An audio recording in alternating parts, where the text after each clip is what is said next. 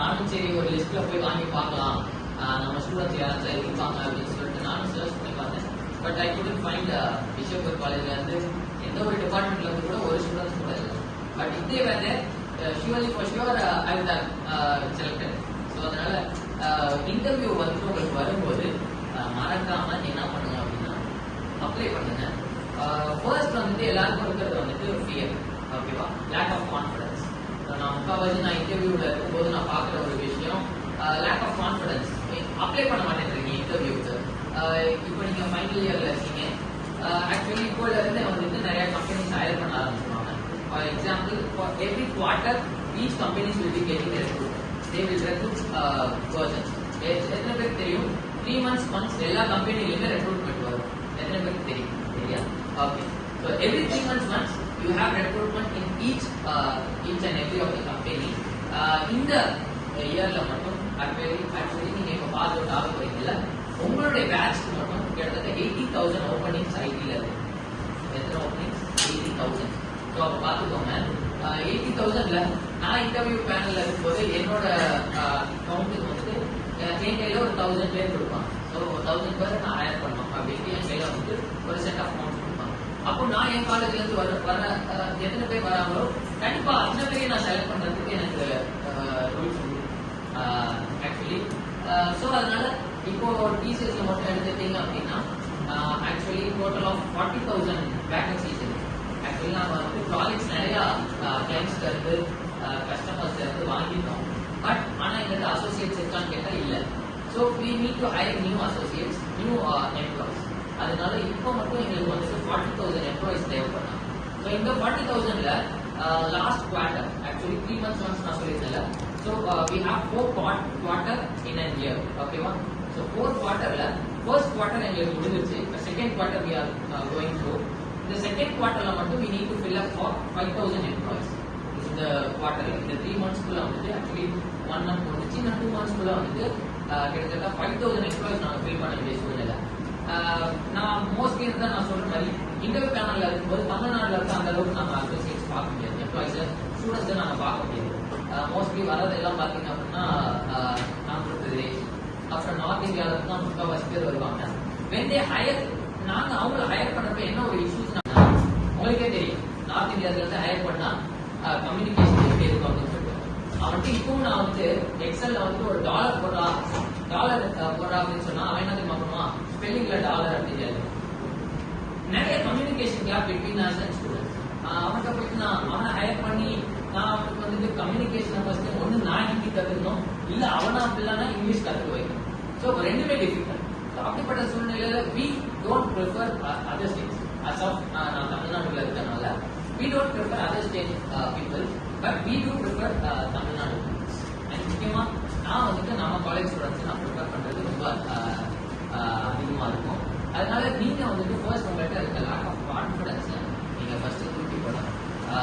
இப்போ வந்துட்டு இன்னைக்கு வந்துட்டு டிசிஎஸ்ல என்கியூடிக்கு லாஸ்ட் டேட் இல்ல, உங்களுக்கு வந்துட்டு எப்படி நாங்க அப்ளை பண்றது, எங்களுக்கு வந்துட்டு நியூஸ் தெரிய மாட்டேங்குது, எந்த கம்பெனிஸ்ல எப்படி வந்துட்டு ஹையர் பண்றாங்க, எப்பெல்லாம் நோட்டிபிகேஷன் கொடுக்குறாங்க அப்படின்னு சொல்லி எங்களுக்கு தெரியல அப்படின்னு நீங்க சொன்னீங்க அப்படின்னா லாஸ்ட் மந்த் வந்துட்டு சிடிஎஸ்ல இருந்தும் அசென்சர்ல இருந்தும் உங்களுக்கு ஜாப் ஓப்பனிங்ஸ் கொடுத்துருந்தாங்க. அதுல கிட்டத்தட்ட வந்து 1,800 வேகன்சிஸ் கொடுத்துருந்தாங்க ஃப்ரெஷர்ஸ். அதனால எத்தனை பேர் அப்ளை பண்ணீங்க இல்ல என்ரோல் பண்ணீங்கன்னு தெரியல. And on July month we had டெக் மஹேந்திரால இருந்து 10,000 வேகன்சிஸ் இருந்துச்சு. they took members from each college. So நீங்க என்ன பண்றீங்க அப்படின்னா ஜஸ்ட் நீங்க போனோடனே ஃபர்ஸ்ட் நீங்க செய்ய வேண்டிய விஷயம் என்ன அப்படின்னா எல்லா கம்பெனிஸ்லையும் you have 2 types of companies we have. எத்தனை பேருக்கு தெரியும்? we have a product based company as well as service based company. நான் அதுக்கப்புறம் வந்துட்டு இதெல்லாம் எங்களுக்கு யாருமே சொல்லலை. So you have product based companies like Zoho, Microsoft, we have Google and many things else you have. And service based companies in எடுத்துக்கிட்டீங்கன்னா MNCs like TCS, CTS, and Wipro and other institutions you have, many other companies you have. So இப்போ இந்த MNC companies எல்லாம் 3 months once உங்களுக்கு கண்டிப்பாக hiring இருந்துட்டே இருக்கும். they will select you for a graduate training course. So நீங்க வெளியில போறப்ப வந்துட்டு நிறைய பேர் திங்க் பண்ணுவீங்க, உண்மையா சொல்றது எத்தனை பேருக்கு வந்துட்டு அட்லீஸ்ட் ஒரு டெக்னாலஜில வந்துட்டு அட்லீஸ்ட் ஒரு டெக்னிக்கல் லாங்குவேஜ்ல நான் ஸ்ட்ராங்கா இருக்கேன் அப்படின்னு நானும் அவங்க மனசுமே நான் கை தூக்க சொல்ல மாட்டேன். ஏன்னா உங்க இடத்துல தான் நானும் வந்திருந்தேன். அண்ட் உண்மையா நான் சொல்லணும் அப்படின்னா I was not strong in my technical. ஓகேவா, ப்ரோக்ராமிங்ல எனக்கு சுட்டு போட்டாலும் ஒன்றும் வராது. எனக்கு ஃபர்ஸ்ட் இயர்ல வந்துட்டு பேசிக்ஸ் ஆஃப் ப்ரோக்ராமிங்ஸ் காலேஜ்ல படித்தேன். பட் ஆனால் வந்துட்டு இன்டு த டெப்த் எனக்கு கண்டிப்பா ஒண்ணுமே தெரியாது. when I was attending my interview also I was literally saying my friend மச்சான் உள்ள போயிட்டு எனக்கு கொஞ்சம் காமிடா அப்படின்னு சொல்லி I was saying like that. I was attending a campus interview in TCS in Shastra College. Shastra College ஓட TCS tie up இருக்கு. As past week we have been speaking in our alumni meet. என்ன பேசணும் அப்படின்னா ஒரு கம்பெனியோட base branch வந்துட்டு நம்ம காலேஜ்குள்ள இருந்தா எப்படி இருக்கும். Like if you have TCS company inside your college then கண்டிப்பா வந்துட்டு நிறைய ரெக்ரூட்மெண்ட் அண்ட் நிறைய பேர் பிளேஸ்மெண்ட் ஆகிறதுக்கு நிறைய வாய்ப்புகள் உருவாகும். ஸோ அதனால நான் சாஸ்திரால இன்டர்வியூ அட்டன் பண்ணப்ப ஐ வாஸ் நாங்கள் 3 ஃப்ரெண்ட்ஸ் வந்துட்டு எனக்கு நான் எதுக்காக போயிருந்தேன் அப்படின்னா கோடி கிடைக்கும். ஷோர்லி வந்துட்டு என்ன கொடுப்பாங்க, கோடி கொடுப்பாங்க. ஸோ அதனால நான் என்ன பண்ணேன்னா ஜாலியாக வந்துட்டு I was going with my friends to Sastra university.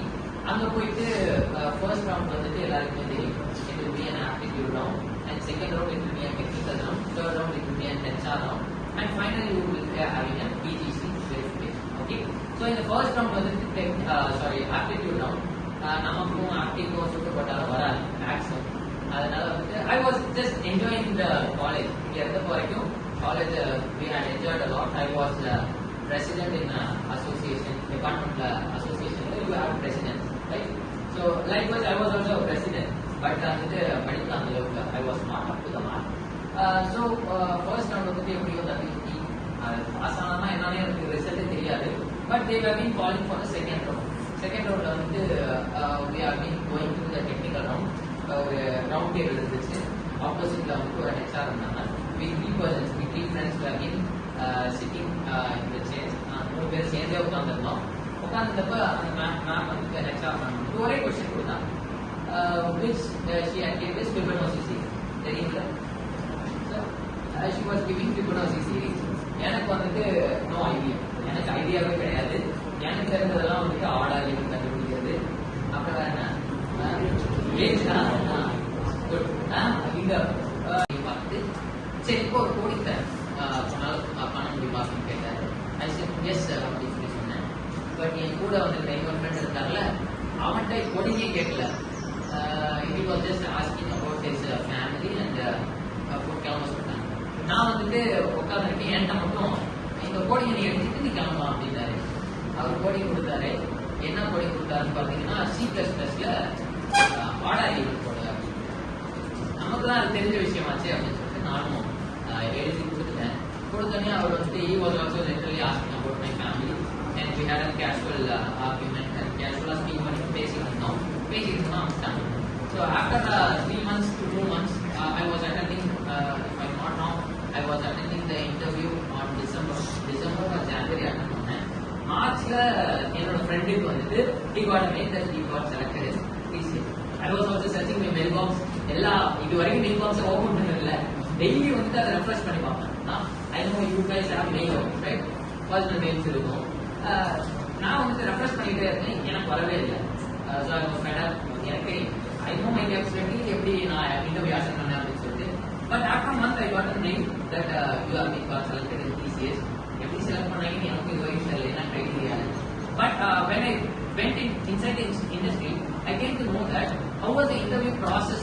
அதை எப்படி செலக்ட் பண்றாங்க, எப்படி இன்டர்வியூ ப்ராசஸ் போகுது அப்படின்றத I thought of learning it. நான் கொஞ்சம் கெயின் பண்ணி because I need to say it to my juniors. Okay, அப்போதான் அவங்களும் உள்ள பிளேஸ்மெண்ட் ஆகிறதுக்கு யூஸ்ஃபுல்லாக இருக்கும் அப்படின்னு சொல்லிட்டு. ஸோ காலேஜ்ல இருந்து வெளியில வரப்ப 2 கேட்டகரியில வருவாங்க பசங்க. ஒரு கேட்டகரி வந்துட்டு சின்ன வயசுல இருந்து என்ன பண்ணுவாங்க, you need to become a software இன்ஜினியர்னா என்ன ரோல் இருக்கும் தெரியுமா? என்ன இன்ட்ரடியூஸ் பண்ணப்ப சொன்னாங்க சீனியர் சாஃப்ட்வேர் இன்ஜினியர் அப்படின்னு சொல்லிட்டு. So you my think that software இன்ஜினியர்னா ஒரு பெரிய ரோல் போல, இண்டஸ்ட்ரியில வந்துட்டு ஒரு பெரிய பொசிஷன் போல அப்படின்னு சொல்லிட்டு சின்ன வயசுல இருந்தே உங்களை வளர்க்குறவங்க என்ன சொல்லுவாங்க, சாஃப்ட்வேர் அப்படின்னு சொல்லிட்டு அவங்க சொன்னனால கூட இருக்கிறவங்க என்ன பண்ணுவாங்க, யூனிட் பிகம் சாஃப்ட்வேர் இன்ஜினியர் அப்படின்னு சொல்லிட்டு. You may be from different streams. நிறைய பேர் வந்து கம்ப்யூட்டர் சயின்ஸ் படிச்சுட்டு இந்த ஸ்ட்ரீம்க்கு வந்துருப்பீங்க. ஆராய்ச்சி வந்துட்டு அதர் அக்வென்ஸ் இல்ல நீங்க இன்டர்வியூ படிக்கும் போது நீங்க பாத்தீங்க அப்படின்னா ஒரு 25 செட் ஆஃப் கொஸ்டின்ஸ் நீங்க கூகுள்ல போனீங்கனாலே ஒரு கிடைக்கும். அந்த 25 கொஸ்டின்ஸ் தான் மாத்தி மாத்தி என்ன பண்ணுவாங்க அப்படின்னா கேட்பாங்க. புதுசா எதுவுமே உங்களுக்கு வந்துட்டு எம்என்சி கம்பெனிஸை பொறுத்த வரைக்கும் கேட்க மாட்டோம். ஸோ அதனால எனக்கு ஃபிபனாசி சீரிஸ் கேட்டாங்க.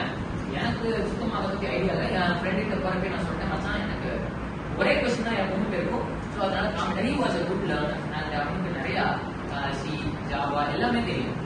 At the time we don't have Python.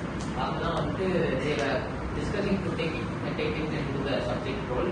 So அதனால அந்த அளவுக்கு பைத்தன் கிடையாது.